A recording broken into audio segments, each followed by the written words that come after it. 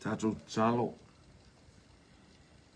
Maualualo vi inga si tia lo sua whamanu malo i o vai.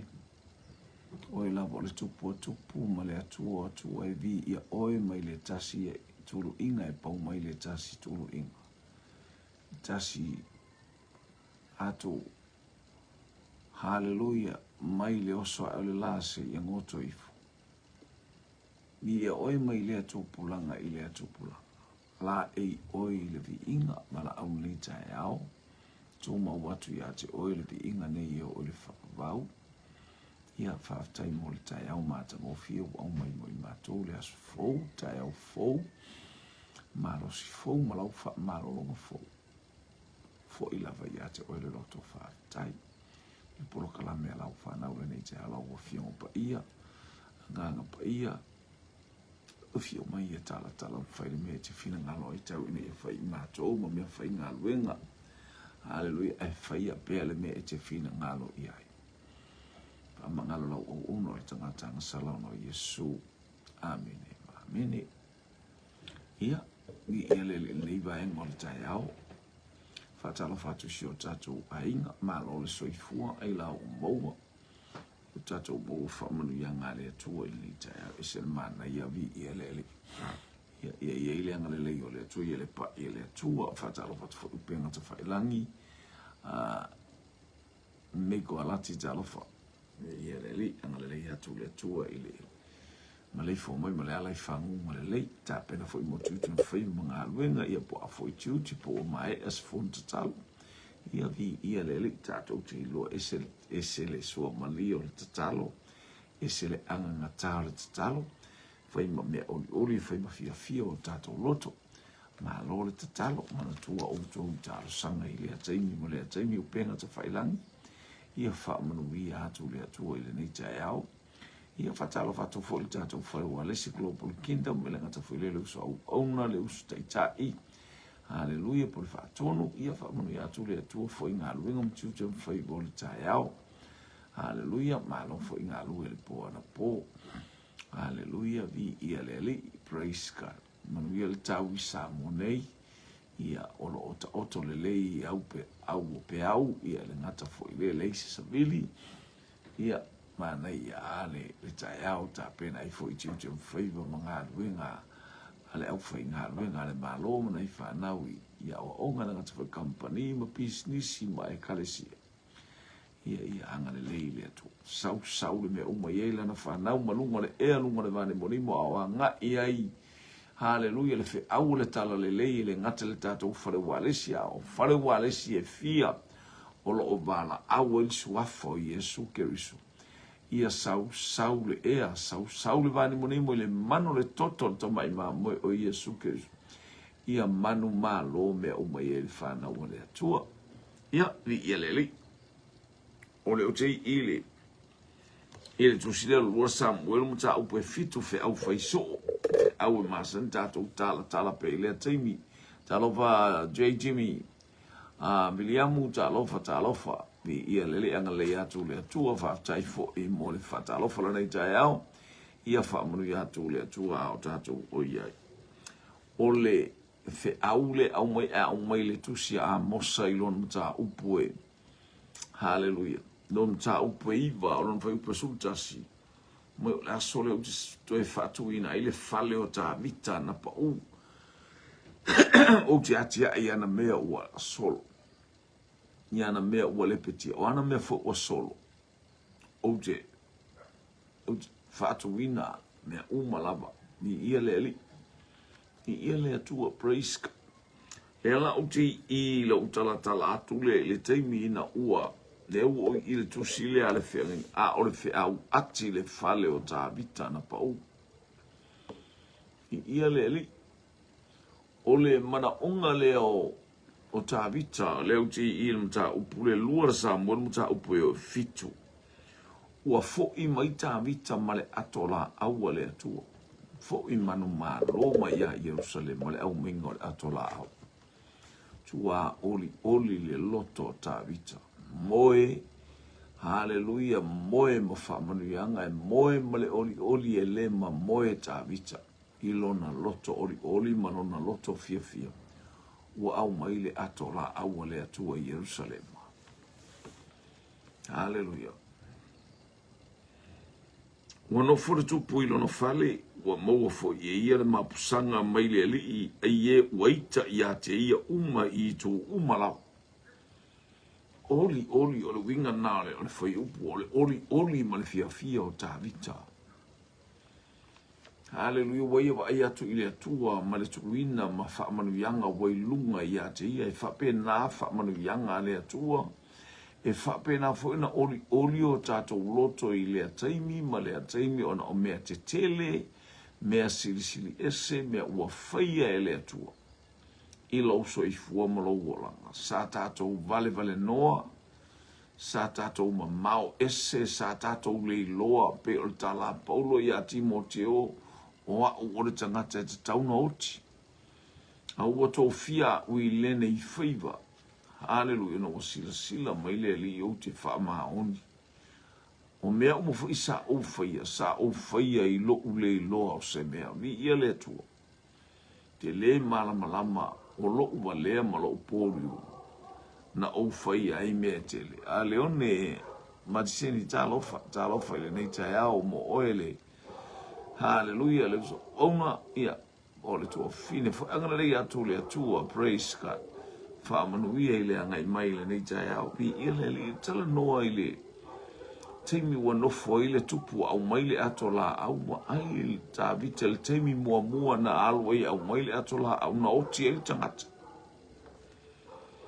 saule o ta vita to tilo ma mafuta atu ia tama ai so atu ta vita ese selo na au mainga o le atola au.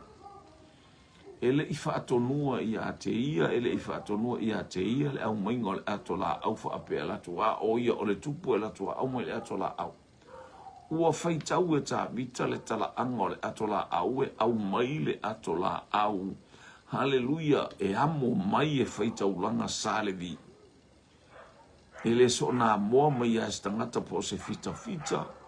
Po stangata mawalunga, ia po ai aso stangata ua atofaina, ele aina o tangata ua atofa, o tangata ua atosia e au maia le atola au na o le au sale vi ropeta pele masina talofa. Malo atu malo le tatalo, ia te utou le aingo le fatotua vi ia le li. Alofa tele tatou pokalame le itai au, ia mosio tatou wainga. A o anga e manu ia fufuanga o le aso tina tatalo i ia le li. Ia fasoa le afa loka sane libi ta lofa lau. I ia le li. Anga le leile atua ma lofo i le awai mel nei tai au ia fa manu ia atu le atua ma ia anga le atu le atua mo tiutu favor. Po ta pena le whanau ia po ele ngā ruenga po faisau morning tea. Tato ia i tutu sei manuia o le atua i le nei tai au. Ina upo in tato whaafsanga ima tato fia i le atua. Ia vi ia le li. Lea la ua wa ai tā vita le au maingo le atola. Au mai loa e tā vita. Hallelujah. E au mai e ona alua i lo leo tā vita ma le au. Le ngata i le e whaafeao mai a whai whaafeao ia ave fo i le au tau e whaafeao mai. Hallelujah, matule tūlanga e tauna tutu wai. Ai amo mai e sale vile, tu sai ma le mewhina ngalo le atu. Ua siva le tangata i lumba o le atu. Ua siva ta vita i lumba o le ato la aua le atu. Whai taulanga i le atu. Ma vi ia le atu e mea umalava e pei ona ia ile. Hallelujah, le anga e mai o le tupu. Praise God, ua nofo le tupu le fale ua mafu fau.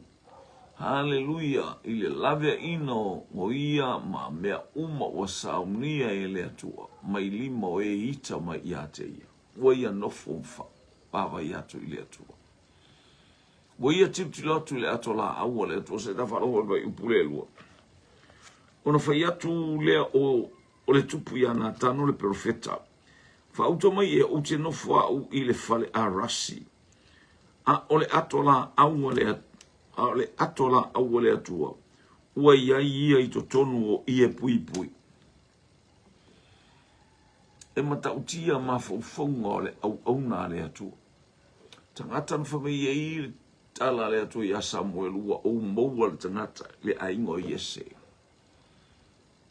Na te whaia le mea uti loto i e fina ngalo i le atua. Hallelujah. Ni ia le ali. Le ua whaatino e. Le ua whaatino e. E tā vita i luna nofo mwa vai atua. E se foi na au mai le ato la ua nofo tā vita i o se fale no foi tā vita e matua ma tau tia an falo le tupu. Fale aras. Fale arasi. O le fale ana fua faia mo le tupu. Mea tau tupu. Ele no fose tupu se mea matanga. O le matua fale au fale. Fale arasi. O ana tala ua o nofo ili nei fale arasi. Ai a mai le ato la au fa atu mai fa foi o. Ai au mai le ato la au le atua tu mai fa foi tu i tonu o le ia pui pui o le tala na tavita. Makua ke ia ka vika il mea. Oka o le mamalu leo Israel. Tele mana i o oe e vai atu i louta mana le nofo bai a louta mana e whana oe o louta mana whamata ia oe o louta mana. Hallelujah. E sele mana i o lou mawhau pea e whapeane oi ka lo whai. O ringi o le whale o alanga ngofo i sio kwa ma. Pete nofo mai ni usila po Australia wherever place that you staying. Hallelujah, ke mafau wa fa pena se ata le tau mai. Oka le atua na ia fa. Manuia ia tea. Le atua na ia au mai le no foa li ia tea u ave ese ia sau. No le atua na o wola ia te ila tu o e na tuli ia tea. Ni ia le ali. Ai wa ia le me no fo mai le to o me na fa ta o ati le fale o ta vita o la ngona i o ta vita na la ngona I pangalea ta o mai tu sia a amosa o te to e sa we ati le fale o ta vita na pa o ni ia le o ti le tupu ai malepe fuafuanga uma mea uma la wale ai nisi ua le tausia e lana whanau matangata sa muli mai a teia. Hallelujah. Ala whainga upu ma le atua. A o le atua na ia whapeane ia ta vita o te atu ua le a inga e tasi. Le tu a inga e tasi ona ola ua lofa ila au auna o ta vita. Ina ua o le taimi ua vailua ina ele malo. E uina ua ave tangata umai ave I le tasi I tu ai ia Israel. Ai tu ua e le atua. Iuta e whaatula ba e le atua iuta. Ona o lana au auna o tāwita. Sale mawhaifo na ave ese mafufonga I ova. O fufonga I ova lo whetau whetulia I le lalolangi umolo sisila I ate I lato oe sao lato loto. Whape nā le whina ngaro le atua I ate oe. Mea le lei e te whaia o mea sisili ese ma mea whamanu ia e ave fo ia I lo loto e a tili ai ona whamanu ia le atua I ate oe. Olo walofa, olo ono sai, hallelujah, olo ufa pale, ole file mu, ole loto mawalalo. O ia mea uma e sisila le atua I ato e whamanu ia fo I le atua. E tuli au pufo I oe le nganga pa ia ina ia iai peala na whau uma I o tatou. Pena mea uma tatou te whai.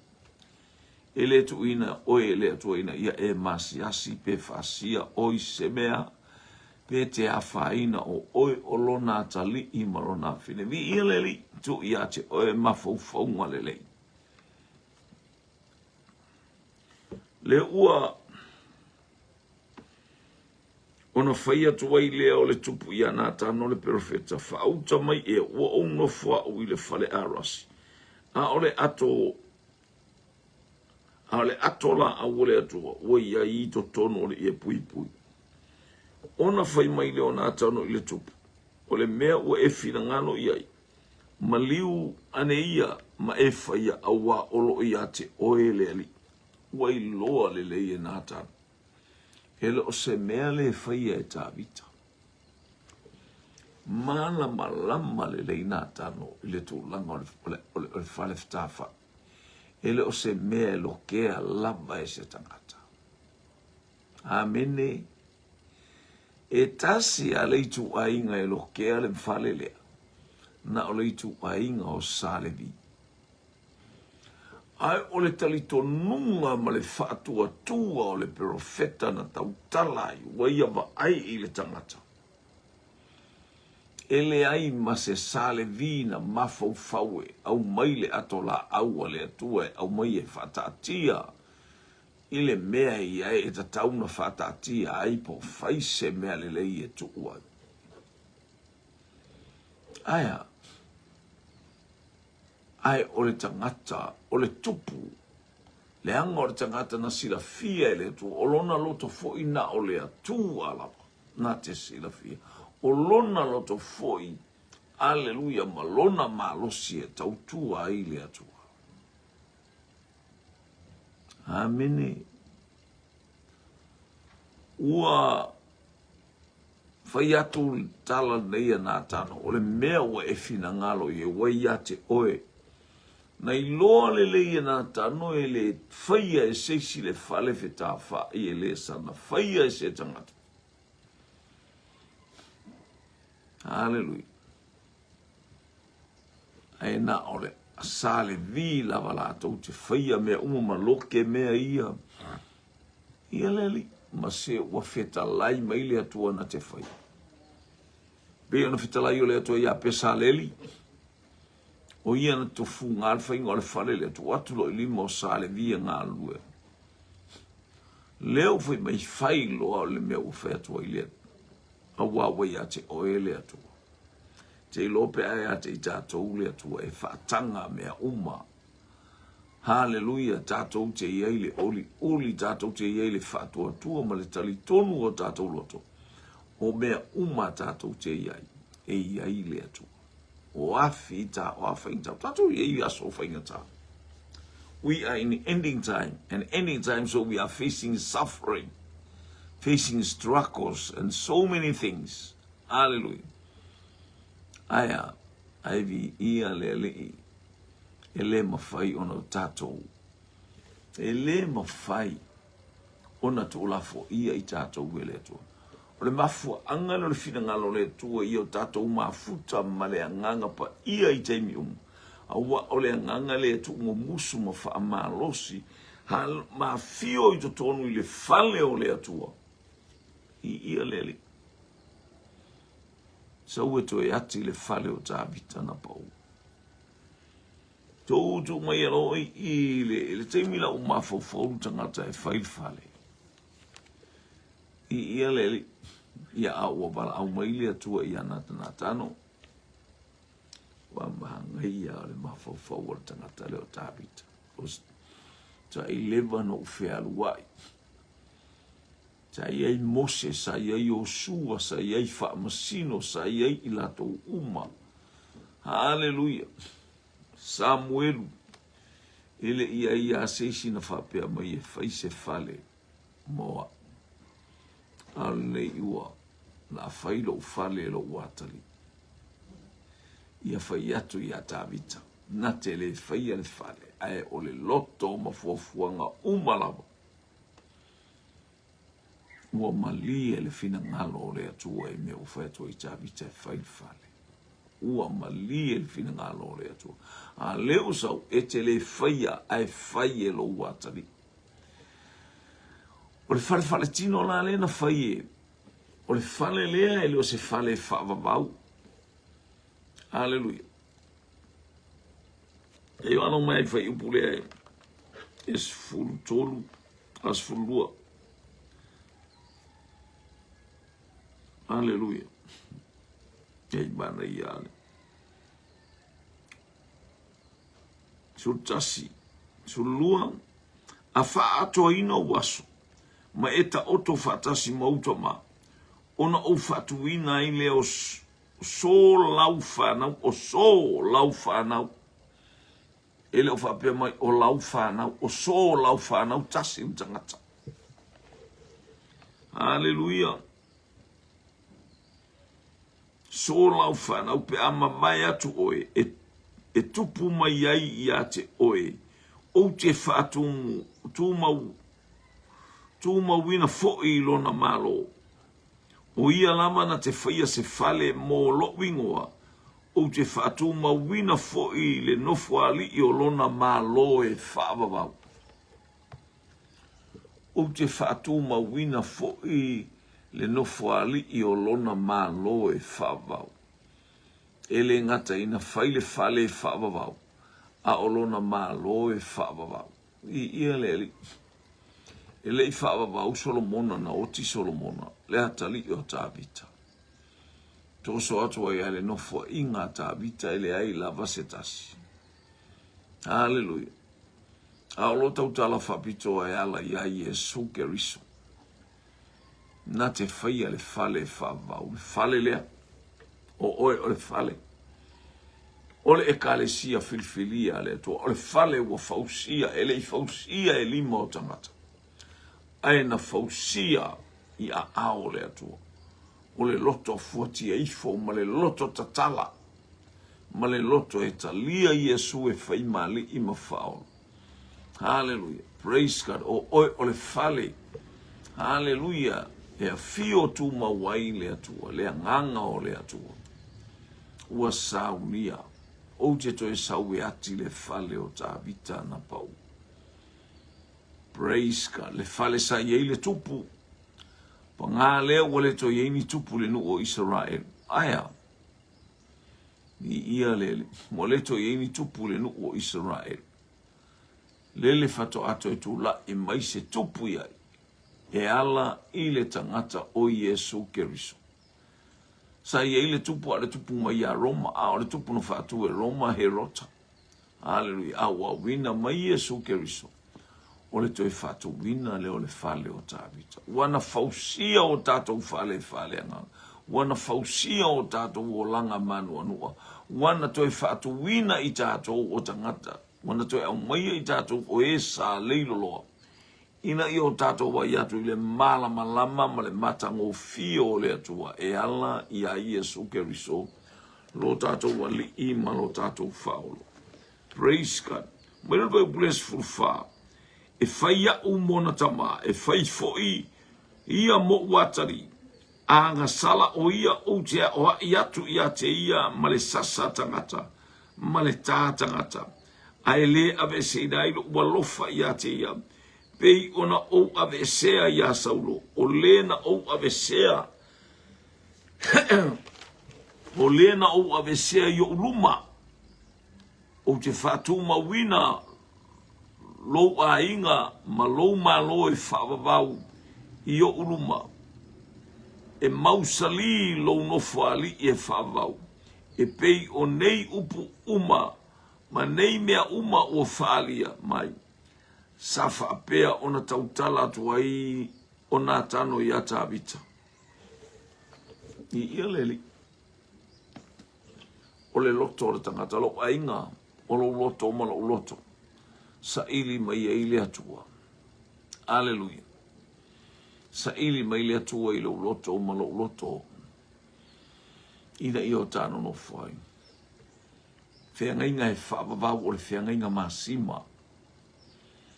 Haleluia e leti nei ale la mepa le atua i a te oe wosi whiangainga ma le atua e ala i a Yesu Keriso.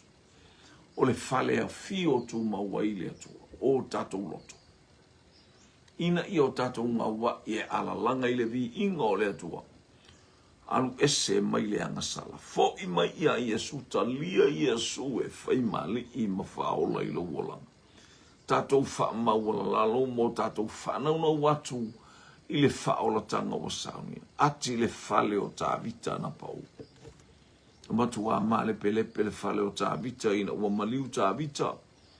E tula i mai ana whanau se ia o i tupu uma o ma lepe le nu.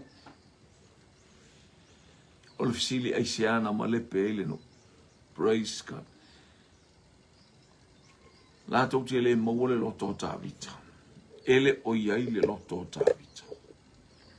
Hallelujah. Nā o tangata e mana o i le vi inga.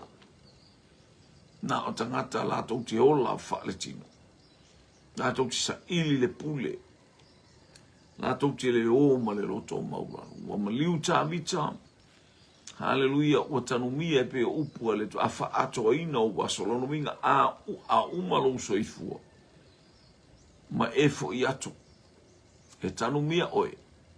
Haleluia, ona tu la i maile. Mataulia la le fale le na whaia Solomona. O le fale na matu wa femi tai ai le nu. Po fea le mei ai le nu. Ue tuli mai an fale sa le lo lotu ai. Pe o le tūlanga na pe le sai ele loto mimita ma le loto vi. Hallelujah o tangata uma i le fale lea. Praise God. Pe na te lo tangata. No foi fia mo fia eka si al fale o ie. Pe lo pe kapo wale ko kele o kangaka lahe. Isi lotu. E tasi alfa mai o il marmorsa. E tele. E tele o le se marmorsa. E lo se fale na o le atua. Pe fai auro pe fai ali to inga me vai na malepe na ta lepe ila lo ile atua le fale le ina o fa tonu ele atua ne pukanes ta lepe ila lo sunu le ai te fai lo atu wai ya Israel le pule o le atua o mena te fina te avesea ele onge tangata le atua ai faftai i le atua ua au mai tu e fausia o le fale tavita o tu e sawe ati le fale o tavita. Le ua ati ate, oe ati ate au, ua uma. Haleluia na whaatatia le tangata na amata mea, ma ia whaatatia le whaavai o le fale. O ia o Yesu Keriso. O ia o le fale. Haleluia mautu ma le ato atoa mai le atua. Haleluia na ia tia le fale na ia sausauina le fale atoa o i tātou le mana o lona toto. Ina ia iai le manu malo. Ia fōa i mai le anganga pa ia e whai taulanga le ngata oe o le tupu o oe o le osi taulanga. Haleluia wa e pule ai mea umai pei o tāvita. To e ati le fale o tāvita.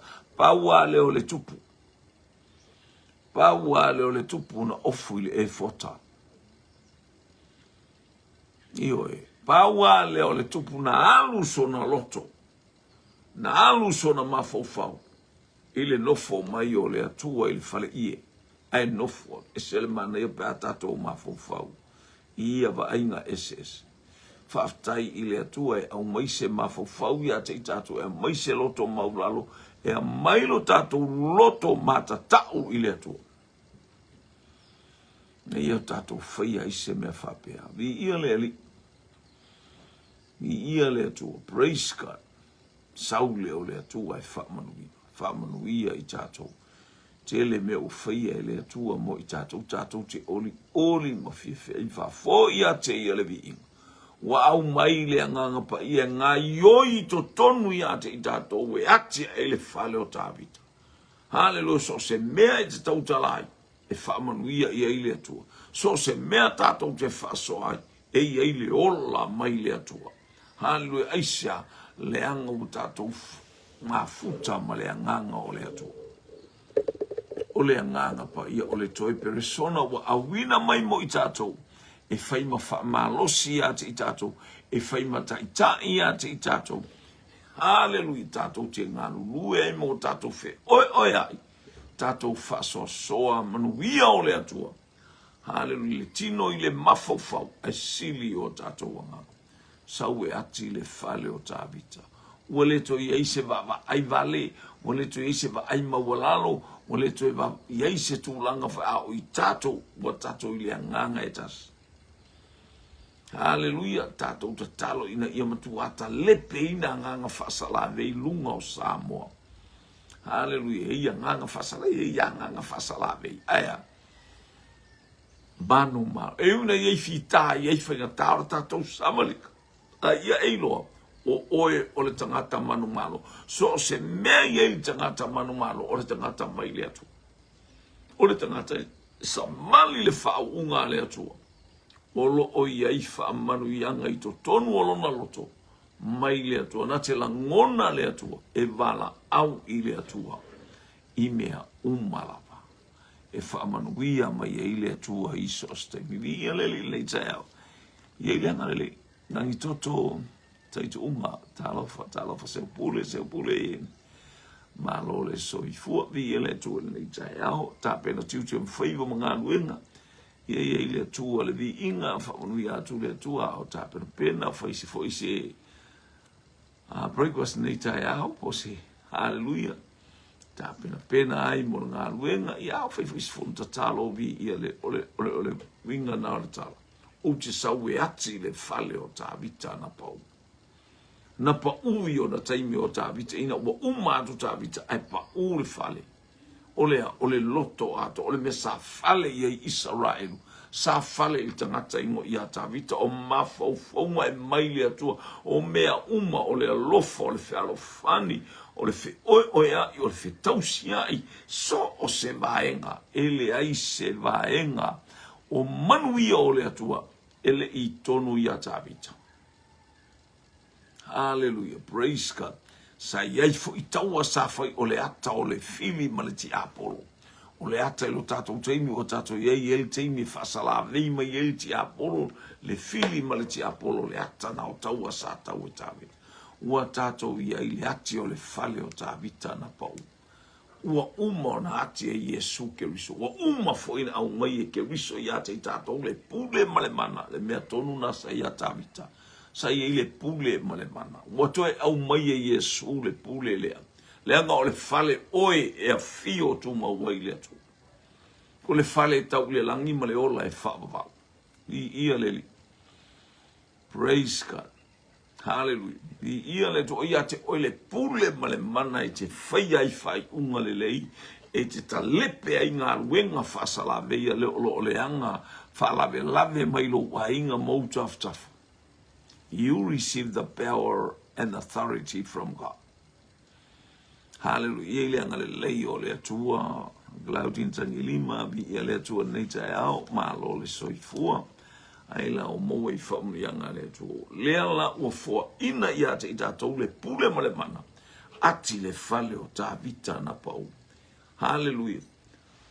O uma na ati Yesu Keriso uma na fatatia Yesu me uma awa umai ia te o e launga luenga e fai o e fai nu uma maso e ati e leto ia ise fai longa lang. Ioi. Hallelujah. Foi mai tala pe teru ina wa tilo le fio I fo le nganga pa ia lunga le ainga o kone dio. Wa obilo le ele fa ai longa tangata le atua. O le atua e ana mea uma. O le atua e ana le fuafuanga uma. O le atua e ana I tata uma tangata uma. Aeva ai tangata o vai e mo mia lo wa lo fatula. Aeva ai tangata hallelujah o fia ai fia inu o lo mo mia lima so tanga talofa ma lo so I fu ya te ole tina ya te o jakono nei tai au tina ole rise and shine fa manu ia le tu nei tai au iwe ia le utato ia le ati o le fale o tavita wa ati oi o tu ina ia te oi le pule ma le mana hallelujah le pule ma le mana le na ia tavita le fo o tu ina atu ia te oi. Hallelujah. Aisha lango I tātou o le malo Israel, o le malo tāvita. O tangata umai e talia Yesu o tangata o le malo tāvita. Ua ati le fale o tāvita, o le fale o le langi. Hallelujah. Praise God. O le malo e o I le langi. Ona whamasino. Hallelujah. O le whanaua le atua e peon whai meo le tu siatani elu le mata upes e fitu whai upes o walu lua suma le fitu ioi. Praise God. A ina ua nofo ia nofo ali e o le aupa ia le atua o le aupa ia o tātou. O tātou o le aupa ia. O le fale nati. Hallelujah. O le fale o tāvita o fatulai. Hallelujah. Sili atu I mea umai peo tatu. E uin tatu fita ia I mati ngā mawhainga tai le neiva I tau. Matu langa e peo na atofa ina e le atua e aona tutupu. Aia e te savali ma le file mu. E te savali ma le oli. E te savali ma le fia. Ia bi ia le tua fatala watu teine haua I le ha Marita Crichton. Ia bi ia le li. aloha manuia nei tai au. Alu male oli alu male fia. O oe ole hatali I male afino o whaingoina oe the son and the daughter of the king. O whanau ole tupu. Hallelujah. I ia lea tu oina manatu o tātou te ina o e talia Yesu o oe ole atali I male afino ole atua e ta ita ina e lea nganga pa ia. Na o tonu le leia ma tonu aina mea te whaia. Ni ia le e whatalitali ia te oe le leinga o mea uma te iai. E iwen e o I tonu le kalesia. So se teimi e te whaasoai o iei le whaamanu ianga. Ni ia le li nei tu aso. Anga le maile atua le nei tai au. Uli masaolo tai au. Hallelujah. Saue ati le fale o tābita. Leo e o soifua ma o wola I le fale o tābita. O mea uma o I o tātou lima maia ke riso. Hallelujah. For ina mo I tātou. Ua mawhaia I on tātou maua le whaamanu. Ianga le nganga pa ia. Ele I maua I ona pō tābita. I on mele na malepe le fale. Na o tābita na whaamanu ia. Laura tangata sa ili atua. Maina whamaili atua wa o maua le tangata ia. Na te whaia le me. Whapena fwena e whaia le fina ngalo le atua. Ma tā whaia. Ina ua tātou mafuta ma le nganga o le atua. Whamanu ia maili atua ia te oile nei tau. Yes, o keri so. O ia na ia fua ina mai mea uma. O ia na ia atia le fale o tābita. Le ase mea watoi o le fale wa uma ia te o te whaisau whainga. Whaisau whainga. Hallelujah. Ati le tangata I utaftafa. Ati sos. Tono o le kalesia. Ati tono o lau wainga. So se waenga tangata ole a inga o le atua. Mana o mia. Fai oem whatupu malosi. Fai oem whaola totonga. Maua lunga le vi inga o le atua. Pamunu ia le atua I lau whanau le nei tai au. Ulu fafo ma le ulu fale fofo nga umalava. Ia le manuia o la wafi. Mato talo le nei tai au ona o Yesu. Amen. Tato whiloa el tāna sumalua. Ale lona Yesu. Amen.